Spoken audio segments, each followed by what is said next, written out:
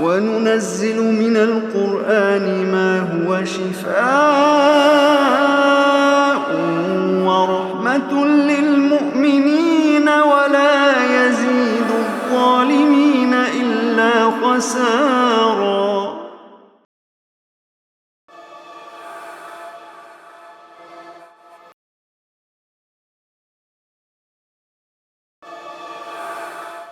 یا ایھا الذین آمنوا ایمان والو ما لکم اذا قیل لکم انفروا فی سبیل اللہ، کیا ہے جب تمہیں کہا جاتا ہے اللہ کے راستے میں نکلو، اذ ثاقلتم الی الارض، تم زمین کی طرف بوجھل ہو جاتے، آواز لگائی گئی تھی انفروا فی سبیل اللہ، نفیر عام، اللہ کے راستے میں نکلو۔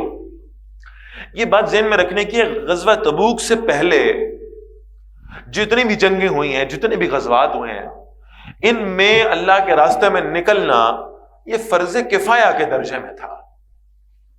جتنے لوگ زیادہ سے زیادہ نکل جائیں، جتنے کافی ہو جائیں، تو بہرحال مدینہ میں پیچھے رہ جانے والوں پر بھی کوئی یعنی الزام نہیں ہے، کوئی جرم نہیں ہے ان کا۔ غزوہ تبوک کے موقع پر جہاد کو فرض عین قرار دیا گیا ہے، نفیر عام ہوئی ہے، سب چلے، سوائے اس کے کہ جس کو اللہ کے رسول صلی اللہ علیہ وسلم خود روک دیں شہر کی حفاظت کے لیے یا انتظامی امور کو دیکھنے کے لیے، باقی سب چلے گئے۔ اور یہ بہت مشکل مرحلہ تھا، ذرا ان مشکلوں کا اندازہ لگائیے۔ سخت گرمی کا موسم، طویل سفر، خوراک اور اسباب کی شدید قلت، اور پھر سپر پاور سے مقابلہ، رومیوں سے۔ اتنی مشکلات تھیں بہرحال، اور اس سے بھی زیادہ بڑی ایک مشکل یہ درپیش تھی کہ مدینہ منورہ میں رہنے والے اکثر افراد جو ہے وہ زراعت پیشہ تھے، وہ کھجوروں کی فصل اپنے جوبن پہ تھی، فصل کاٹنے کا وقت آ گیا تھا، محنتیں ہوئی ہوئی ہیں بھائی اس کے لیے، اب اللہ کا حکم آ گیا کہ چلو، اب اگر فصل نہیں کاٹیں گے، سفر پہ نکل جائیں گے، تو جب تک واپس لوٹیں گے تب تک وہ کھجوریں جو ہے نا وہ دھوپ کے اور گرمی کے اثرات سے جل چکی ہوں گی، ختم ہو چکی ہوں گی، خراب ہو چکی ہوں گی، فصل ساری برباد ہو جائے گی۔ آتا ہے لوگوں کی زندگی میں یہ دور آج بھی کہ جب انسان پوری زندگی کوشش کرتا ہے کسی مقام کو، دنیاوی مقام کو حاصل کرنے کی، اور جب وہ مقام اسے اپنی نظروں کے سامنے نظر آنے لگتا ہے نا، بعض اوقات اللہ اس کا ٹریک تبدیل کر دیتے ہیں، اس کا رخ دنیا کی بجائے آخرت کی طرف کر دیتا۔ اے رہبر کامل، چلنے کو تیار تو ہوں پر یاد رہے، اس وقت مجھے بھٹکا دینا جب سامنے منزل آ جائے۔ منزل سامنے، ساری زندگی میں سارا کیریئر جو بلٹ کیا تھا، جو محنتیں کی تھیں، اب اس کا پھل پانے کا وقت آن پہنچا، اور اس وقت اللہ نے توجہ آخرت کی طرف لگا دی۔ یہ کرنے کا کام نہیں ہے جس میں تم لگے ہوئے ہو، چھوڑو اسے، وہ سب ثمرات قربان کرنے پڑتے ہیں جن کے لیے کتنے سال زندگی کا لگائے تھے۔ یہ سب مشکلیں تھیں ان کے لیے، اہل ایمان کے لیے، اس کے باوجود کہا گیا ہے اذ ثاقلتم الی الارض، تم کیوں بوجھل ہو رہے ہو؟ اللہ نے تمہیں کہا انفروا فی سبیل اللہ، نکلو اللہ کے راستے۔ ارضیتم بالحیات الدنیا من الآخرہ، یہ دنیا کی زندگی کے مال و اسباب پر راضی ہو گئے ہو آخرت کے مقابلے میں؟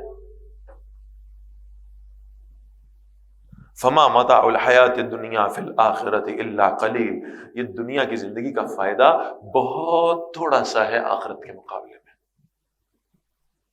الا تنفروا، اگر تم نہیں نکلو گے، يعذبکم عذابا علیما، اللہ تمہیں دردناک عذاب دے گا، وَيَسْتَبْدِلْ قَوْمًا غَيْرَكُمْ، اور اللہ تمہاری جگہ پر کسی اور قوم کو بدل کے لے آئے گا۔ اللہ کا دین تمہارا محتاج نہیں ہے، اللہ کے دین کو تمہاری ضرورت ہے، تم نہیں کرتے دین کی محنت، نہ کرو، ہم تمہیں تبدیل کر دیں گے۔ وَلَا تَضُرُّهُ شَيْئًا، اور تم اللہ کا کچھ نہیں بگاڑ سکو گے۔ وَاللَّهُ عَلَى كُلِّ شَيْءٍ قَدِيرٌ، اور اللہ ہر چیز پر پوری قدرت رکھنے والے ہیں۔ إِلَّا تَنْصُرُوهُ، اگر تم نے اللہ کے رسول کی مدد نہ کی صلی اللہ علیہ وسلم، فَقَدْ نَصَرَهُ اللَّهُ، اللہ یقیناً ان کی مدد کر چکا۔ اذ اخرجہ الذین کفروا، اس وقت جب انہیں لوگوں نے نکال دیا تھا. مسلمانوں کو کہا جا رہا ہے نکلو اللہ کے رسول کے ساتھ صلی اللہ علیہ وسلم، نہیں بھی نکلو گے. تو ایک وقت تھا جب رسول اللہ صلی اللہ علیہ وسلم اکیلے نکلے تھے، ساتھ صرف ایک شخص تھا، صدیق اکبر رضی اللہ تعالی عنہ. آپ صلی اللہ علیہ وسلم مکہ مکرمہ سے ایسے جا رہے ہیں ہجرت کر کے، بار بار پیچھے مڑ کر دیکھتے ہیں، آنسو آپ کی آنکھوں میں ہیں، اور آپ صلی اللہ علیہ وسلم فرماتے ہیں اے بیت اللہ ہم تجھ سے محبت کرنے والے ہیں، اے مکہ کی وادی ہم تجھ سے محبت کرنے والے ہیں، پر تیرے رہنے والے ہمیں یہاں رہنے نہیں دے رہے، ہم جانا نہیں چاہتے تھے، ہمیں بھیجا گیا ہے. اور نکلے یہاں سے، اور پھر وہ سفر ہوا، سفر ہجرت، عجیب سفر ہجرت. اللہ کے رسول صلی اللہ علیہ وسلم سورہ یاسین پڑھتے ہوئے ان لوگوں کے درمیان میں سے نکل کے آ گئے جو آپ صلی اللہ علیہ وسلم کو شہید کرنے کے ناپاک ارادے سے آپ کے گھر کے باہر کھڑے تھے. حضرت علی رضی اللہ تعالیٰ عنہ سے آپ صلی اللہ علیہ وسلم نے فرمایا میرے بستر پر لیٹیے، اور یہ حضرت علی رضی اللہ تعالیٰ عنہ کا بہت بڑا احساس ہے کہ رسول اللہ صلی اللہ علیہ وسلم نے انہیں اپنے بستر پہ لٹایا. جو امانتیں اللہ کے رسول کے پاس تھیں صلی اللہ علیہ وسلم، ان کا امین، ان کا ذمہ دار بنایا حضرت علی کو رضی اللہ تعالیٰ عنہ. یہ رسول اللہ صلی اللہ علیہ وسلم کے سیدنا علی رضی اللہ تعالیٰ عنہ پر ٹرسٹ کو ظاہر کرتا ہے، اعتماد کو ظاہر کرتا ہے. وہ امانتیں حضرت علی کے حوالے کی ہیں. نکلے وہاں سے اور پھر سیدنا ابوبکر رضی اللہ تعالیٰ عنہ کے دروازے پر پہنچے. ابن کثیر نے لکھا ہے کہ اللہ کے رسول صلی اللہ علیہ وسلم دستک دینے لگے تھے، دروازہ کھل گیا. معلوم ہوتا ہے کہ صدیق اکبر رضی اللہ تعالیٰ عنہ ہر لمحے انتظار میں بیٹھے تھے کب اللہ کے رسول صلی اللہ علیہ وسلم ہجرت کا حکم دیں گے اور کب میں جاؤں گا. بیگ تیار تھا، سامان تیار تھا، سواریاں تیار تھیں، اسباب تیار تھے. عامر بن فہرہ جو ان کے غلام تھے رضی اللہ تعالیٰ عنہ، انہیں الرٹ کر دیا ہوا تھا جس وقت اللہ کے رسول صلی اللہ علیہ وسلم تشریف لائے ہمیں نکلنا ہوگا. سواری پر بیٹھے مکہ سے نکلے، مدینہ منورہ کی طرف سفر ہوا. اس راستے میں وہ غار آتا ہے، غار ثور. جو گئے ہیں وہ میری بات کو سمجھ جائیں گے، باقی ہم سب کو اللہ دوبارہ لے جائے.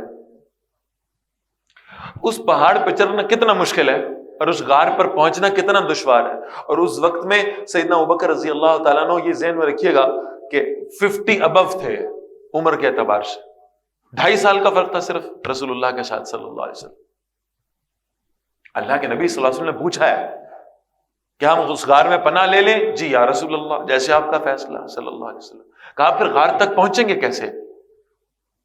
اوپر تک جائیں گے کیسے؟ سواری کیا ہوگی؟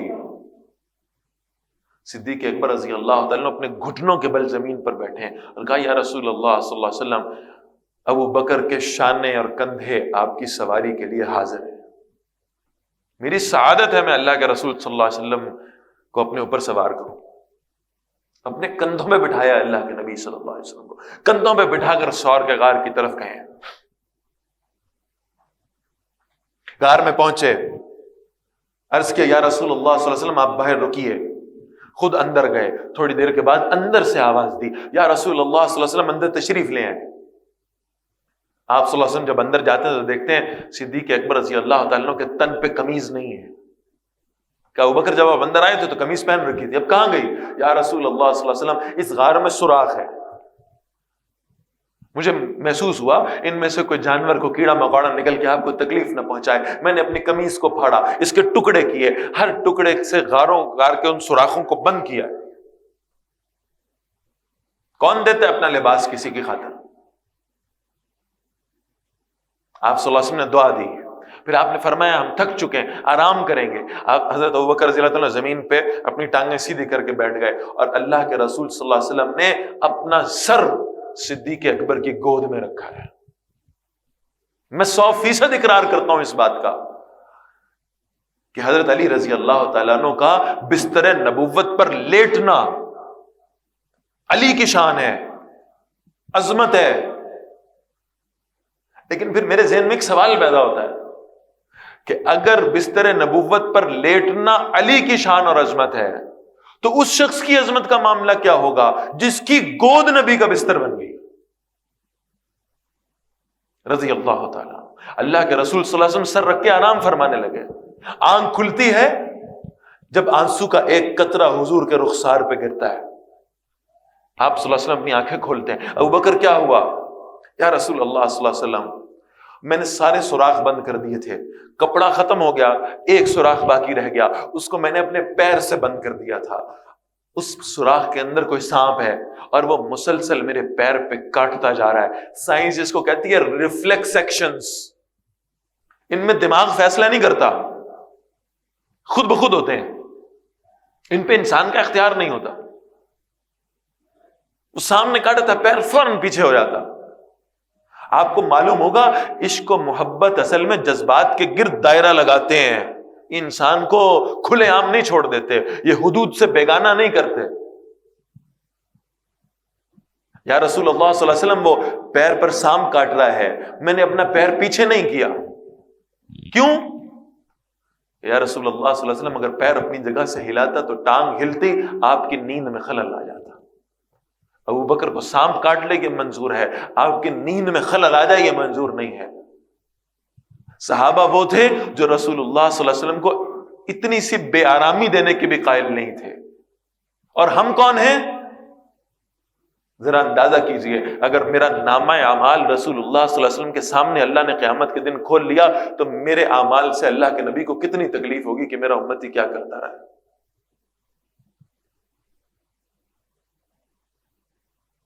اس پیر پر سانپ کاٹتا جا رہا ہے, لیکن وہ پیر نہیں ہلایا اپنی جگہ سے. اور مولانا صفی الرحمان مبارک پوری رحمہ اللہ نے لکھا ہے کہ شاید اسی سانپ کے کاٹنے کا جو زہر تھا اس کے اثرات آخری عمر میں ہوئے, اور حضرت ابوبکر رضی اللہ عنہ کی وفات بھی اسی کی وجہ سے ہوئی ہے. اتنے سالوں تک قائم رہا ہے. وفاداری کی مثالیں قائم کی ہیں. کھلے آسمان کے نیچے مدینہ منورہ میں اللہ کے رسول صلی اللہ علیہ وسلم اور سیدہ عائشہ رضی اللہ تعالیٰ عنہا موجود تھے. حضرت عائشہ نے کچھ لمحے آسمان کی طرف دیکھا, پھر استفسار کیا, یا رسول اللہ صلی اللہ علیہ وسلم کوئی ایسا شخص جس کی نیکیاں آسمان کے ستاروں کے برابر ہوں؟ فرمایا ہاں ایک شخص ہے. جواب ان کے ذہن میں بھی وہی آیا ہوگا جو میرے آپ کے ذہن میں آتا کہ میرے ابا جان کی بات ہوگی. آپ صلی اللہ علیہ وسلم نے فرمایا آسمان کے ستاروں کے برابر نیکیاں ہیں خطاب کے بیٹے عمر کی رضی اللہ تعالیٰ. حضرت عائشہ نے پوچھا یا رسول اللہ صلی اللہ علیہ وسلم اگر ایسا ہے تو پھر میرے بابا کی نیکیاں؟ کہا آسمان کے ستاروں کے برابر نیکیاں عمر کی, اور عمر کی ساری زندگی کی نیکیاں ابو بکر کی ان 3 راتوں میں سے ایک رات کے برابر بھی نہیں ہیں جو 3 راتیں ابو بکر نے میرے ساتھ اس غار میں گزاری ہیں. اور یہ روایت معلوم ہوئی حضرت عمر کو رضی اللہ تعالیٰ عنہ. جب بتایا گیا کہ ایسا ہے بھائی عمر آپ کی تو ساری زندگی کی نیکیاں ابو بکر کی 3 میں سے ایک رات کے برابر بھی نہیں ہے, تو بجائے اس پر کوئی حسد ہو, حضرت عمر رضی اللہ تعالیٰ عنہ صدیق اکبر رضی اللہ تعالیٰ عنہ کی خدمت میں حاضر ہوئے. کہا آپ میرے بڑے اچھے دوست ہیں, آپ کے ساتھ میری بڑی محبت ہے, میں ایک درخواست کروں؟ کہا جی آپ بتائیں, آپ جو کہیں گے مانوں گا. کہا ابو بکر میری ساری زندگی کی نیکیاں لے لیں, اپنے غار کی 3 راتوں میں سے ایک رات میرے نام لکھ دیں.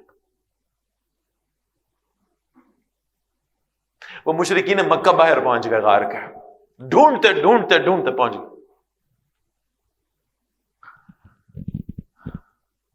حضرت ابوبکر رضی اللہ تعالیٰ عنہ کو ان کے پیر نظر آ رہے تھے تو غار کے دہانے پہ کھڑے. تو سیدنا صدیق اکبر رضی اللہ تعالیٰ عنہ نے کہا یا رسول اللہ صلی اللہ علیہ وسلم اگر یہ تھوڑا سا نیچے ہو کر ہمیں دیکھ لینا تو ہم ان کو نظر آ جائیں گے. پکڑے گئے. آپ صلی اللہ علیہ وسلم نے تسلی دی نہیں. فرمایا ثانی اثنین, آپ 2 میں سے دوسرے تھے. اذ ہما فی الغار, یہ دونوں اس وقت غار میں موجود تھے. اذ یقول لصاحبہ, یہ انسانی کائنات کا واحد شخص ہے جس کے صحابی ہونے کی دلیل قرآن میں موجود ہے. اذ یقول لصاحبہ، جب رسول اللہ صلی اللہ علیہ وسلم نے فرمایا اپنے اس صحابی سے، اپنے اس دوست سے، اپنے اس یار غار سے، لا تحزن ان اللہ معنا، ابو بکر آپ نے پریشان نہیں ہونا، اللہ ہمارے ساتھ ہے۔ اور یہ ان اللہ معنا ہے، بعض اہل علم نے لکھا ہے ہو سکتا تھا ان اللہ معیا و معکا، اللہ میرے ساتھ بھی ہے، اللہ آپ کے ساتھ بھی ہے، اس لیے کہ جو معیت اللہ کی نبی کو حاصل ہوتی ہے وہ غیر نبی کو نہیں مل سکتی۔ لیکن کیسے رسول اللہ صلی اللہ علیہ وسلم نے اپنے ساتھ وابستہ کیا ہے حضرت ابوبکر رضی اللہ تعالیٰ کو، ان اللہ معنا، اللہ میرے بھی ساتھ ہے، اللہ آپ کے بھی ساتھ ہے۔ مسلمانوں کو کہا جا رہا ہے تم یہ تبوک کے سفر میں اللہ کے رسول کے ساتھ نکلو صلی اللہ علیہ وسلم، نہیں نکلو گے تو بھی اللہ اپنے نبی کی مدد کرے گا، جیسے اللہ نے اس مرحلے پر کی تھی جب غار ثور میں تھے۔ فانزل اللہ سکینتہ علیہ، پھر اللہ نے اپنی طرف سے تسکین نازل کی ان پر، وَأَيَّدَهُ بِجُنُودٍ لَمْ تَرَوْهَا، اور اللہ نے ان کے ایسے لشکروں سے مدد فرمائی جنہیں تم نے دیکھا نہیں، وَجَعَلَ كَلِمَةَ الَّذِينَ كَفَرُوا السُّفْلَىٰ، اللہ نے کفر کرنے والوں کی بات کو پست کر دیا، وَكَلِمَةُ اللَّهِ هِيَ الْعُلْيَا، عالی ہو جانے والی، غالب ہو جانے والی، بلند ہو جانے والی بات صرف اللہ ہی کی ہے، واللہ عزیز حکیم، اور اللہ زبردست اور کمال حکمت والا ہے۔ انفروا خفافا وثقالا، نکلو اللہ کے راستے میں، خواہ تم ہلکے ہو یا بوجھل ہو، آسانی میں ہو یا مشکل میں ہو، کشادگی میں ہو یا تنگدستی میں ہو، نکلو اللہ کے راستے میں جہاد کرنے کے لیے، وجاہدوا باموالکم وانفسکم فی سبیل اللہ، اور اللہ کے راستے میں جہاد کرو اپنے مالوں سے بھی اپنی جانوں سے بھی، ذالکم خیر لکم ان کنتم تعلمون، یہ بہتر ہے تمہارے لیے اگر تم اسے جانتے ہو۔ لو کان عرضا قریبا، اگر مال غنیمت جلدی مل جانے والا ہوتا، وسفرا قاصدا، اور درمیانہ سفر ہوتا، مال غنیمت نظر آ رہا ہوتا، فتح سامنے ہو جاتی اور سفر بھی چھوٹا ہوتا، لتبعوک، اے نبی صلی اللہ علیہ وسلم یہ منافقین بھی چل پڑتے ہیں آپ کے ساتھ۔ اللہ نے یہ آزمائشیں رکھی کیوں ہیں؟ یہ سخت گرمی، یہ پکی کھجوریں، یہ سپر پاور سے مقابلہ، یہ مال و اسباب کی کمی کیوں رکھی ہے اللہ نے؟ اتنی شدید کمی تھی کہ ایک کھجور کو کئی صحابی باری باری زبان سے چوس کر دوسرے کو دے دیتے تھے، اس درجے کی آزمائش تھی۔ کیوں؟ تاکہ اللہ پکے مومنوں کو منافقوں سے الگ کر کے دکھائے۔ وَلَكِنْ بَعُدَتْ عَلَيْهِمُ الشُّقَّةُ، لیکن انہیں یہ مسافت بڑی دور لگتی ہے، وَسَيَحْلِفُونَ بِاللَّهِ، ان قریب وہ آپ کے پاس آئیں گے، اللہ کی قسمیں کھائیں گے۔ لَوْ اسْتَطَعْنَا لَخَرَجْنَا مَعَكُمْ، اگر ہم استطاعت رکھتے ضرور آپ کے ساتھ نکلتے۔ یہلکون انفسہم، وہ اپنے آپ کو خود ہلاک کر رہے ہیں، واللہ یعلم انہم لکاذبون، اور اللہ جانتے ہیں بلا شبہ وہ جھوٹے ہیں۔ عفا اللہ عنکا، اے نبی صلی اللہ علیہ وسلم اللہ نے آپ سے درگزر فرمایا، لما اذنت لہم، کیوں آپ نے ان کو اجازت دی؟ اصل میں یہ بناوٹی عذر کرنے والے، یہ جھوٹے بہانے لگانے والے اللہ کے رسول کے سامنے صلی اللہ علیہ وسلم، آپ صلی اللہ علیہ وسلم نرم دل تھے، رحمت للعالمین تھے، انہوں نے آ کے جھوٹے عذر تراشے، ایڈوانس میں رخصت لے لی نبی اکرم صلی اللہ علیہ وسلم سے، حتی یتبین لک الذین صدقوا، یہاں تک کہ آپ پر وہ لوگ ظاہر ہو جاتے ہیں جنہوں نے سچ کہا، وتعلم الکاذبین، اور آپ صلی اللہ علیہ وسلم جھوٹوں کو بھی جان لیتے۔ لا یستاذنوک الذین یؤمنون باللہ والیوم الآخر، اجازت نہیں مانگتے آپ سے وہ لوگ جو اللہ اور آخرت کے دن پر ایمان رکھتے ہیں، ان یجاہدوا باموالہم وانفسہم، اس لیے کہ وہ اپنے مالوں اور جانوں سے جہاد کریں، وہ آپ سے چھٹی مانگنے نہیں آتے۔ بہت زیادہ ایک روایت ہمارے یہاں پڑھی جاتی ہے کہ اللہ کے رسول صلی اللہ علیہ وسلم کے پاس ایک صحابی آئے، انہوں نے کہا میں جہاد پہ جانا چاہتا ہوں۔ آپ صلی اللہ علیہ وسلم نے پوچھا تمہارے والدین زندہ ہیں؟ کہا جی زندہ ہیں۔ جاؤ جا کے ان کی خدمت کرو، تمہارا جہاد یہی ہے۔ رٹی ہوئی حدیث ہے ماشاءاللہ۔ بھائی یہ کب کی بات ہے؟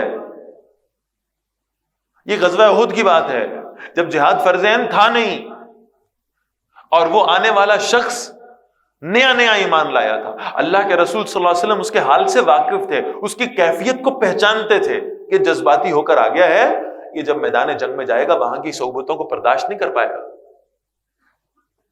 اس کے مقابلے میں ہم جو حقوق العباد کو حقوق اللہ پہ فوقیت دینے کے لیے ہمہ وقت کمر بستہ رہتے ہیں نا، ذرا اس آیت کو پڑھیں۔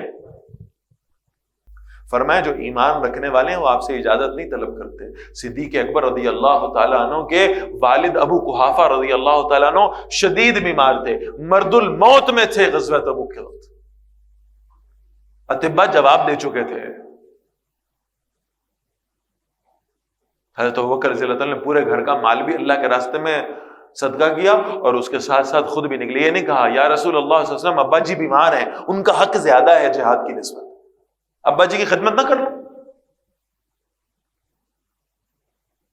چھٹی نہیں مانگی، نہ انہوں نے چھٹی مانگی نہ رسول اللہ نے چھٹی دی ہے صلی اللہ علیہ وسلم۔ فرمایا جو ایمان رکھنے والے ہیں وہ آپ سے رخصت لینے نہیں آتے۔ واللہ علیم بالمتقین، اور اللہ پرہیزگاروں کو خوب جاننے والا ہے۔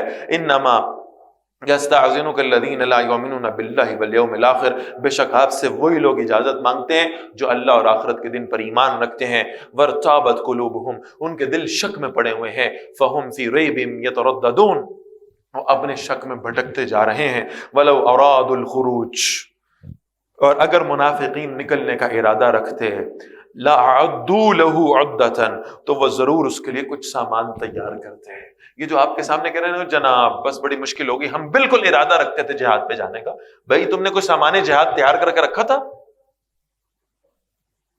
اگر تمہارا پہلے سے ارادہ ہوتا تم تیاری تو کرتے، ان وقت پہ نہ جا پاتے تو اور بات تھی۔ ولیکن کرہ اللہ بعاثتہم، لیکن اللہ نے ان کا اٹھنا ناپسند فرمایا۔ فثبطہم، پھر اللہ نے انہیں روک دیا۔ وقیل قعدوا مع القاعدین، اور انہیں کہہ دیا گیا بیٹھے رہو پیچھے بیٹھ رہنے والوں کے ساتھ۔ لو خرجوا فیکم، اگر وہ تم میں شامل ہو کر نکلتے، ما زادوکم الا خبالا، تمہیں نہ بڑھاتے مگر صرف خرابی میں۔ ولا اوضعوا خلالکم، اور تمہارے درمیان گھوڑے دوڑاتے۔ یبغونکم الفتنہ، وہ چاہتے کہ تم میں فتنہ اٹھا دیں گے۔ وفیکم سماعون لہم، اور تم میں کچھ کان لگا کر سننے والے ہیں ان کی باتوں کو، بڑی امپورٹنس دیتے ہیں انہیں، ان کی سرداریوں کی وجہ سے، ان کے مال و دولت کی وجہ سے، ان کے انٹلیکٹ کی وجہ سے ان کو بڑی اہمیت دے رہے ہیں۔ واللہ علیم بالظالمین، اور اللہ خوب جاننے والا ہے ظالموں کو۔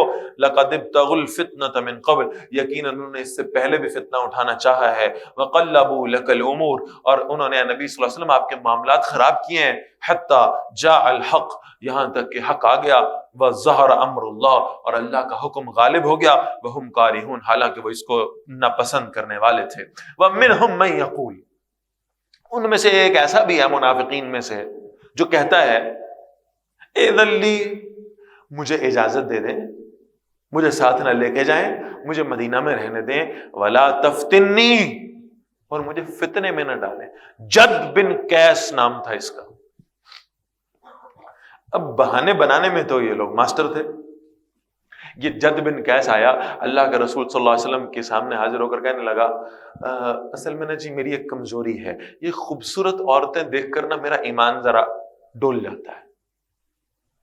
آپ روم لے کے جا رہے ہیں ہمیں، وہاں سنا عورتیں بڑی خوبصورت ہیں، ایسا نہ ہو میں بڑی اچھی نیت لے کر، جہاد کی نیت لے کے گھر سے نکلوں، وہاں جا کے کسی فتنے میں مبتلا ہو جاؤں عورتوں کے حوالے سے، اس لیے بہتر ہے مجھے آپ گھر پہ ہی رہنے دیں۔ بڑی اپنی طرف سے نا دلیل پیش کرنا، اللہ نے اس کا ذکر کیا ہے۔ یہ آپ کے پاس آ کر کہتے ہیں اللہ کے نبی ہمیں نہ لے کر جائیں، ہم فتنہ میں پڑ جائیں گے۔ الا فی الفتنۃ سقطوا، سنو فتنے میں تو وہ پڑ چکے۔ اللہ کے راستے میں نکلنے سے انکار کرنے کا اس سے بڑا فتنہ اور کیا ہوگا؟ وَإِنَّ جَهَنَّمَ لَمُحِيطَةٌ بِالْكَافِرِينَ، بے شک جہنم کافروں کو ضرور گھیر لینے والی ہے۔ ان تصبک حسنۃ تسؤہم، اے نبی صلی اللہ علیہ وسلم اگر آپ کو کوئی بھلائی پہنچتی ہے تو ان لوگوں کو بری محسوس ہوتی ہے۔ وَإِن تُصِبْكَ مُصِیبَةٌ، اور اگر آپ کو کوئی مصیبت پہنچتی ہے، یقولوا، یہ کہتے ہیں قد اخذنا امرنا من قبل، ہم نے تو اس سے پہلے اپنا معاملہ درست کر لیا تھا، شکر ہے ہم ان کے ساتھ گئے نہیں تھے۔ وَيَتَوَلَّوْا وَهُمْ فَرِحُونَ، اور لوٹتے ہیں خوشیاں مناتے ہوئے۔ قُل لَّن يُصِيبَنَا إِلَّا مَا كَتَبَ اللَّهُ لَنَا، اے نبی صلی اللہ علیہ وسلم فرمائیے ہرگز ہمیں کوئی نقصان نہیں پہنچے گا مگر وہ جو اللہ نے ہمارے لیے لکھ دیا ہے۔ ہوا مولانا، وہ ہمارا کارساز ہے، وعلی اللہ فلیتوکل المؤمنون، اور ایمان والوں کو چاہیے اللہ ہی پر بھروسہ کیا کریں۔ قل هل تربصون بنا، فرمائیے تم کس شے کا انتظار کر رہے ہو ہمارے بارے میں؟ الا احد الحسنیین، مگر دو بھلائیوں میں سے ایک بھلائی کا۔ ہم اگر جیت گئے تو غازی بنیں گے، اور خدا نہ خواستہ کو دنیاوی شکست بھی ہو گئی تو ہمیں شہادت میسر آ جائے گی۔ ہم تو ادھر بھی کامیاب ہیں ادھر بھی کامیاب ہیں۔ اگر جیت گئے تو کیا کہنا، ہارے بھی تو بازی مات نہیں۔ وَنَحْنُ نَتَرَبَّصُ بِكُمْ، اور ہم تمہارے بارے میں انتظار کر رہے ہیں، أَن يُصِيبَكُمُ اللَّهُ بِعَذَابٍ مِّنْ عِنْدِهِ، کہ اللہ تمہیں اپنی طرف سے عذاب پہنچائے، أَوْ بِأَيْدِينَا، یا ہمارے ہاتھوں سے۔ فَتَرَبَّصُوا، انتظار کرو، إِنَّ مَعَكُمْ مُتَرَبِّصُونَ، بے شک ہم بھی تمہارے ساتھ انتظار کرنے والے ہیں۔ قل، اے نبی صلی اللہ علیہ وسلم، انفقوا طوعا او کرہا، اے نبی سے کہیے خرچ کرو خوشی سے یا ناخوشی سے۔ لن يتقبل منکم، ہرگز تم سے قبول نہیں کیا جائے گا۔ انکم کنتم قوما فاسقین، بے شک تم نافرمان لوگ۔ یہ جب نفیر عام ہوئی اور حکم ہوا کہ اللہ کے راستے میں مال بھی خرچ کرو جان بھی، تو صحابہ فوراً اس معاملے میں کوشش کرنا شروع ہو گئے کہ زیادہ سے زیادہ مال اللہ کے راستے میں خرچ کریں، اور منافقین فوراً یہ عذر سوچنے لگے کہ رسول اللہ صلی اللہ علیہ وسلم کے سامنے کیا بہانہ کریں گے، کیا عذر تراشیں گے۔ تو معروف واقعہ اسی غزوہ تبوک کے حوالے سے، حضرت عمر رضی اللہ تعالیٰ عنہ اپنے گھر پر تھے، کہتے ہیں میں نے سنا مسجد نبوی سے اعلان ہو رہا ہے انفروا فی سبیل اللہ، اللہ کے راستے میں نکلو، مال بھی دو جان بھی دو، ذالکم خیر لکم ان کنتم تعلمون، یہ تمہارے لیے بہتر ہے اگر تم جانتے ہو۔ کہتے ہیں میں نے سوچا آج میں مال کے اعتبار سے ابو بکر سے زیادہ ہوں رضی اللہ تعالی۔ تو کہتے ہیں میں نے سوچا آج میں ان سے نیکی میں سبقت لے جاؤں گا، میں ان سے زیادہ مال اللہ کے راستے میں خرچ کروں، لہذا بڑی پلاننگ کی ہے حضرت عمر رضی اللہ تعالیٰ نے، بڑی دانشمندانہ پلاننگ، سارے گھر کا مال اکٹھا کیا، اس کے دو حصے کیے، آدھا مال اللہ کے لیے، آدھا مال گھر والوں کے لیے، حقوق اللہ اور حقوق العباد برابر برابر۔ اور یہ کوئی چھوٹی بات نہیں ہے، بعض اوقات یہ واقعہ سنتے وقت ہمارے ذہنوں میں آ جاتا ہے شاید حضرت عمر رضی اللہ تعالیٰ نے کچھ کیا ہی نہیں تھا، اپنے کل مال کا 50% اللہ کے راستے میں دینا یہ معمولی بات نہیں ہے۔ کس کی ہمت اور ضرورت ہے کہ وہ اپنے پورے مال کا آدھا حصہ اللہ کے راستے میں صدقہ کر دے، اپنے ایسٹس کا آدھا حصہ اللہ کے راستے میں صدقہ کر دے؟ کون کرتا ہے؟ ہم تو جب اللہ کے راستے میں دینے کی بات آتی تو ہم تو وہ چھوٹے چھوٹے نوٹ جیبوں سے ڈھونڈتے پھرتے ہیں۔ آدھا مال اللہ کے لیے، اس مال کو اکٹھا کیا، اس کی گٹھڑی بنائی، ایسے گٹھڑی بنا کر اسے اٹھا کر لے چلے اللہ کے رسول صلی اللہ علیہ وسلم کی خدمت، حاضر ہوئے، یا رسول اللہ صلی اللہ علیہ وسلم یہ میری طرف سے۔ آپ صلی اللہ علیہ وسلم نے اسے ایک نظر دیکھا، آپ صلی اللہ علیہ وسلم نے فرمایا، پوچھا عمر پیچھے کیا چھوڑ کے آیا؟ تو حضرت عمر رضی اللہ تعالیٰ کہتے ہیں کہ میرے ذہن میں یہ بات آ گئی، اس موقع کا سوال نہیں ہے، یہ موقع کا سوال یہ ہونا چاہیے تو عمر یہ کیا لے کر آئے ہو، کیا کوانٹٹی ہے؟ اللہ کے رسول صلی اللہ علیہ وسلم پوچھ رہے ہیں عمر پیچھے کیا چھوڑ کر آئے؟ اور حضرت عمر رضی اللہ تعالیٰ کے ذہن میں تھا وما ينطق عن الهوى ان هو الا وحی یوحى، یہ سوال اللہ کے رسول صلی اللہ علیہ وسلم نے خود نہیں پوچھا، یہ پوچھوایا گیا ہے، یہ سوال اللہ کے نبی کے دل میں ڈالا گیا ہے، اور اس ہستی نے ڈالا ہے جو ابو بکر سے کسی کو آگے نکلنے نہیں دینا چاہتا۔ عمر پیچھے کا چھوڑ کر کہ یا رسول اللہ صلی اللہ علیہ وسلم جو کچھ میرے پاس موجود تھا، جو میرے کل ایسٹس تھے، سب جمع کیے، آدھا اللہ کے لیے لے آیا ہوں آدھا گھر والوں کے لیے چھوڑا. آپ صلی اللہ علیہ وسلم نے فرمایا جزاک اللہ. اب وہ کہتے ہیں میں قریب کھڑا ہو گیا اور میں منتظر تھا وہ کب آئے گا. تھوڑی دیر کے بعد حضرت ابوبکر رضی اللہ تعالیٰ عنہ آتے ہوئے دکھائی دیے. حضرت عمر نے دور سے دیکھا چھوٹی سی گٹھڑی. دل میں خیال آیا لگتا ہے آج انشاءاللہ میں آگے نکلوں گا. حضرت ابوبکر رضی اللہ تعالیٰ عنہ خدمت نبوت میں حاضر ہوئے. یا رسول اللہ صلی اللہ علیہ وسلم یہ میری طرف سے.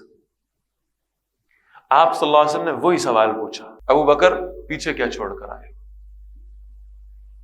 کہ یا رسول اللہ صلی اللہ علیہ وسلم آپ کا حکم ہو میں کچھ چھوڑ کے آ جاؤں یہ میری وفاداری کی تعریف میں نہیں آتا. میں تو اپنے گھر میں مٹی کی دیواروں پہ ہاتھ مار کے آیا ہوں کہ کوئی سوئی بھی ایسی نہ ہو جو کسی دیوار میں لگی رہ جائے. میں تو سب کچھ لے کر آپ کی بارگاہ میں حاضر ہو گیا. اللہ کے رسول صلی اللہ علیہ وسلم نے پوچھا بشری تقاضے بھی تو ہیں, فطری تقاضے بھی تو ہیں.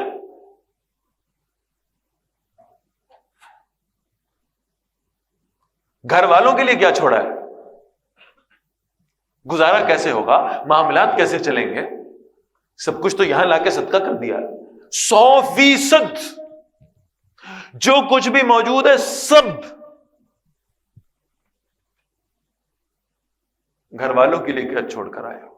اقبال کہتے ہیں صدیق اکبر رضی اللہ تعالیٰ عنہ کا جواب تھا پروانے کو چراغ ہے بلبل کو پھول بس, صدیق کے لیے ہے خدا کا رسول بس.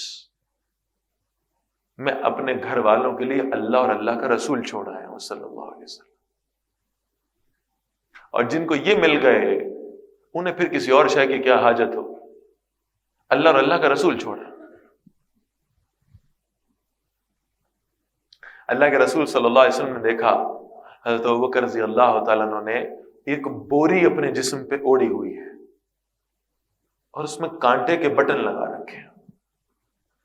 اللہ کے رسول صلی اللہ علیہ وسلم نے پوچھا ابوبکر یہ کیا پہنا ہوا ہے؟ آج لباس مختلف معلوم ہوتا.